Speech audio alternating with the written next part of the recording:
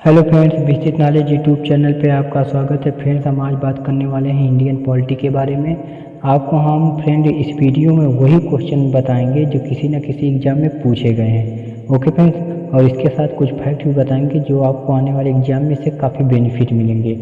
ठीक, तो आप इस वीडियो को लास्ट तक जरूर देखिएगा।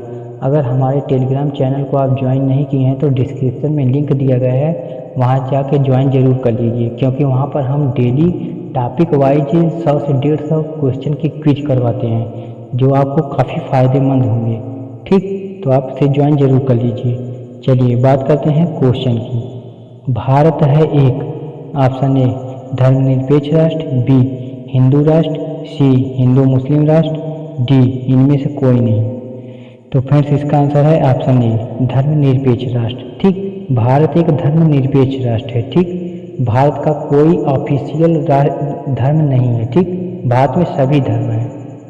ओके फ्रेंड्स, चलिए बात करते हैं दूसरे क्वेश्चन की।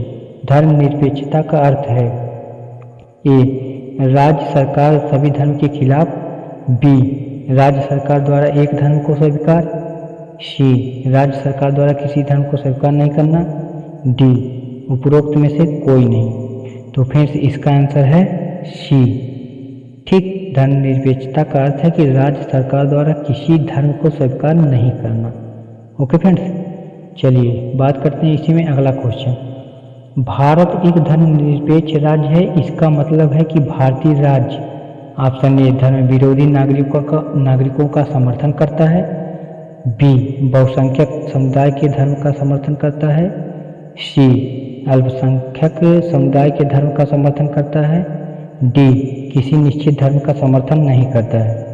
तो फ्रेंड्स, इसका आंसर है डी किसी निश्चित धर्म का समर्थन नहीं करता है। ठीक, और धर्मनिरपेक्षता के बारे में हम दो बात आपको और बता दे रहे हैं कि धर्मनिरपेक्षता का मतलब है कि राज्य के संचालन एवं नीति निर्धारण में मजहब का हस्तक्षेप नहीं होना चाहिए। ठीक, धर्मनिरपेक्षता का मतलब है। और दूसरा यह है कि सभी धर्म के लोग कानून, संविधान एवं सरकारी नीति के आगे समान हैं। ओके फ्रेंड्स, तो आपको धर्मनिरपेक्षता के बारे में दो बातें बता दी हैं, तो उसे ध्यान से सुन लीजिएगा। चलिए बात करते हैं अगला क्वेश्चन। गणतंत्र होता है ए केवल एक तो लोकतांत्रिक राज्य, बी अध्यक्षीय पद्धति शासन वाला राज्य, सी संसदीय पद्धति शासन वाला राज्य, डी राज्य जहां पर अध्यक्ष वंशानुगत रूप से ना हो। ओके फ्रेंड्स, तो इसका आंसर है आपका डी। ठीक, गणतंत्र हो मतलब राज्य जहां पर अध्यक्ष वंशानुगत रूप से ना हो। ओके फ्रेंड्स, और बात कर लेते हैं अध्यक्षीय पद्धति शासन क्या होता है। यह अध्यक्षीय प्रणाली जो होती है या राष्ट्रपति प्रणाली भी कही जाती है। ठीक, यह एक ऐसी गणतांत्रिक शासन प्रणाली होती है जिसमें सरकार और राष्ट्राध्यक्ष एक ही व्यक्ति होता है। ठीक, जैसे अमेरिका और अमेरिका के लैटिन देश जो हैं, जैसे अमेरिका में है राष्ट्रपति जो है वो राष्ट्राध्यक्ष भी है और सरकार का मुखिया भी है। ठीक, और बात करते हैं संसदीय प्रणाली। संसदीय प्रणाली होती है लोकतांत्रिक शासन की वह प्रणाली है जिसमें कार्यपालिका अपनी लोकतांत्रिक वैधता विधायिका यानी संसद से प्राप्त करती है। ठीक, तथा विधायिका के प्रति उत्तरदायी होती है। ओके फ्रेंड्स, इस प्रणाली में एक राज्य का मुखिया तथा सरकार का मुखिया अलग अलग होता है। ठीक, यानी राज्य का मुखिया राष्ट्रपति, जैसे हम भारत में राज्य का मुखिया जो है राष्ट्रपति होता है, और जो सरकार उसमें होती है सरकार का मुखिया प्रधानमंत्री होता है। ठीक, ओके फ्रेंड्स, तो आप समझिए। चलिए अगला क्वेश्चन। विश्व का सबसे बड़ा लिखित एवं सार्वत्रिक व्यापक संविधान किस देश का है। Option A Britain, B Bharat, C Canada, D दक्षिण अफ्रीका। तो फ्रेंड्स, इसका आंसर है बी भारत। ठीक, भारत का जो संविधान है वह लिखित एवं सार्वत्रिक व्यापक है। ओके फ्रेंड्स, और ब्रिटेन का जो संविधान है वह अलिखित संविधान है। ठीक, ब्रिटेन का लिखित संविधान नहीं है। चलिए अगला क्वेश्चन। भारतीय संविधान कैसा है? ऑप्शन ए कठोर, बी लचीला, सी ना ही कठोर ना ही लचीला, डी अंशतः कठोर और अंशतः लचीला। तो फ्रेंड्स इसका आंसर है डी, अंशतः कठोर और अंशतः लचीला है। ठीक, अगला क्वेश्चन है भारत का संविधान किस प्रकार का है? ए नम्य, बी अनम्य, सी नम्य और अनम्य दोनों, डी इनमें से कोई नहीं। तो फ्रेंड्स इसका आंसर है सी, नम्य और अनम्य दोनों। ठीक, चलिए अगला क्वेश्चन, भारत के संविधान की प्रस्तावना में समाजवादी और धर्मनिरपेक्ष शब्दों को किस संशोधन द्वारा जोड़ा गया? ऑप्शन ए 41वें संशोधन द्वारा, बी 42वें संशोधन द्वारा, सी 83वें संशोधन द्वारा, डी 44वें संशोधन द्वारा। तो फ्रेंड्स इसका आंसर है बी 42वें संशोधन द्वारा। ठीक, इसमें 3 शब्द जोड़ा गया था प्रस्तावना में, समाजवादी, धर्मनिरपेक्ष और अखंडता।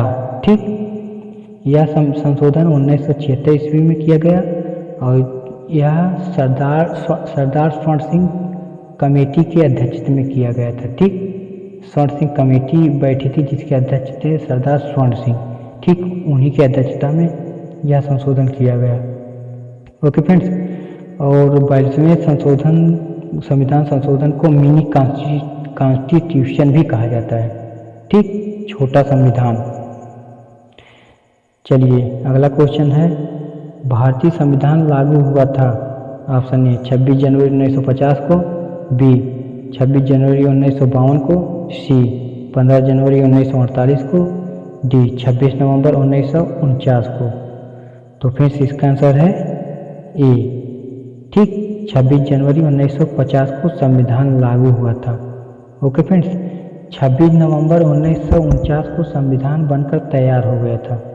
ठीक, और कुछ आर्टिकल जो हैं, लगभग 15 आर्टिकल जो हैं वो लागू भी कर दिए गए थे, लेकिन जो संपूर्ण संविधान लागू किया गया वो 26 जनवरी 1950 ईस्वी को लागू किया गया।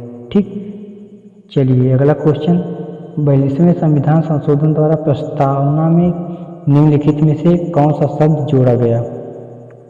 ऑप्शन ए लोकतांत्रिक, बी न्याय, सी समाजवाद, डी राजनीतिक।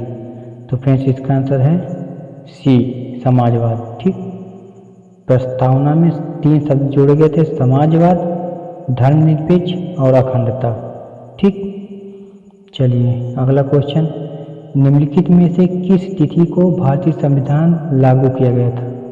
ऑप्शन ए 26 जनवरी 1950 को, बी 26 जनवरी 1949 को, सी 26 नवंबर 1949 को, डी 31 दिसंबर 1949 को। तो फ्रेंड्स इसका आंसर है ए 26 जनवरी 1950 को। ओके फ्रेंड्स, 26 जनवरी 1950 को ही क्यों लागू किया गया? क्योंकि 31 दिसंबर 1929 को लाहौर अधिवेशन में, भारतीय राष्ट्रीय कांग्रेस के लाहौर अधिवेशन में यह कहा गया कि 26 जनवरी 1930 ईस्वी को पूरे भारत में स्वतंत्रता दिवस मनाया जाएगा। ठीक, जो 26 जनवरी 1930 को पूरे भारत में स्वतंत्रता दिवस मनाया भी गया। ठीक, इसी कारण जो है 26 जनवरी 1950 को हम भारतीय संविधान लागू किया गया। ठीक, चलिए अगला क्वेश्चन, किस वर्ष भारत एक प्रभुत्व संपन्न प्रजातांत्रिक गणराज्य बना? ऑप्शन ए 1947 में, बी 1951 में, सी 1935 में, डी 1950 में। तो फ्रेंड्स इसका आंसर है डी 1950 में। ठीक, भारत जो है एक प्रभुत्व संपन्न प्रजातांत्रिक गणराज्य 1950 ईस्वी में बना। और प्रभुत्व संपन्न मतलब क्या होता है? जैसे संप्रभुता। ठीक, प्रभुत्व संपन्न यानी संप्रभुता। संप्रभुता का मतलब क्या होता है कि भारत जो है वह अपना आंतरिक और बाहरी निर्णय अब स्वयं ले सकता है। ठीक, चलिए अगला क्वेश्चन है, संविधान के उद्देशिका का संशोधन कितनी बार किया गया? ऑप्शन ए 3 बार, बी 2 बार, सी 1 बार, डी संशोधन नहीं किया गया। तो फ्रेंड्स इसका आंसर है सी 1 बार। ठीक, जो संविधान के प्रस्तावना में संशोधन किया गया वह केवल 1 बार किया गया है, जिसमें 3 शब्द जोड़े गए, धर्मनिरपेक्ष, समाजवाद और अखंडता। ठीक, या 1976 ईस्वी में संशोधन किया गया। ओके फ्रेंड्स, और प्रस्तावना को नेहरू के अनुसार संविधान का आत्मा बोला जाता है। ठीक, संविधान की आत्मा जो प्रस्तावना को बोला जाता है, किसके अनुसार? या नेहरू के अनुसार। लेकिन डॉक्टर भीमराव अंबेडकर के अनुसार संविधान का जो आत्मा आर्टिकल 32 को माना जाता है। ठीक, और प्रस्तावना को हम संविधान की कुंजी भी कहते हैं। ठीक, चलिए बात करते हैं अगला क्वेश्चन। भारत के संविधान की प्रस्तावना में प्रथम संशोधन कब किया गया? ए 1951 में, बी 1971 में, सी 1976 में, डी 1984 में। तो फ्रेंड्स इसका आंसर है सी 1976 ईस्वी में। ठीक, प्रस्तावना का जो प्रथम संशोधन किया गया था 1976 ईस्वी में किया गया था। चलिए अगला क्वेश्चन। भारत का संविधान है अत्यंत लचीला, बी अत्यंत कठोर, सी कठोर कम लचीला अधिक, डी कठोर अधिक लचीला कम। तो फ्रेंड्स इसका आंसर है सी कठोर कम लचीला अधिक। ठीक, चलिए अगला क्वेश्चन इसी में है। भारतीय संविधान का स्वरूप किस प्रकार का है?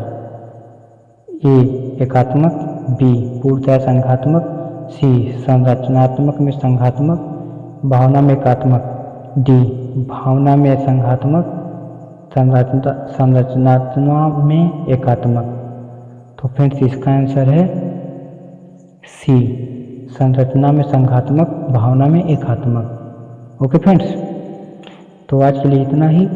अगर वीडियो पसंद है तो इसे लाइक तथा शेयर जरूर करिए।